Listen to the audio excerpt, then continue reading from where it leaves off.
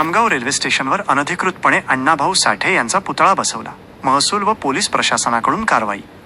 खामगाव शहरातील रेल्वे स्थानकाच्या प्रवेशद्वाराजवळ शहरातील काही समाज बांधवांकडून अण्णाभाऊ साठे यांच्या अर्धकृती पुतळ्याची रातोरात स्थापना करण्यात आली. सदर बाब पोलीस प्रशासनाच्या लक्षात येत असता त्यांनी घटनास्थळी धाव घेऊन अनधिकृत पुतळा हटवण्याबाबत समाजातील महिला आणि नागरिकांना सूचना केल्या. मात्र प्रशासनाच्या सूचनेला न मानता महिलांनी रेल्वे स्थानकाच्या गेटवरच ठिय्या आंदोलन करत हा पुतळा हटविण्यास पोलीस प्रशासनाला आणि महसूल प्रशासनाला मज्जाव केला. या घटनेमुळे परिसरात तणावाचे वातावरण निर्माण झाले असून महिलांसह समाज बांधवांनी मोठ्या संख्येने ठिय्या आंदोलन सुरू केले आहे. पोलीस प्रशासनाचा तगडा बंदोबस्त घटनेची माहिती मिळताच उपविभागीय पोलीस अधिकारी प्रदीप पाटील, तहसीलदार सुनील पाटील, नगरपालिकेचे मुख्याधिकारी डॉक्टर प्रशांत शेळके, शहर पोलीस स्टेशनचे ठाणेदार रामकृष्ण पवार, शिवाजीनगर पोलीस स्टेशनचे ठाणेदार सुरेंद्र आहेरकर हे मोठ्या पोलीस ताफ्यासह घटनास्थळी दाखल झाले आहेत.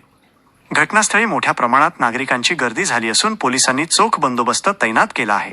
प्रशासन आणि आंदोलक यांच्यात चर्चा सुरू असली तरी आंदोलक पुतळा हटवण्यास ठाम विरोध दर्शवत आहेत. महाभूमी डिजिटलसाठी खामगाववरून अनुप गवळी.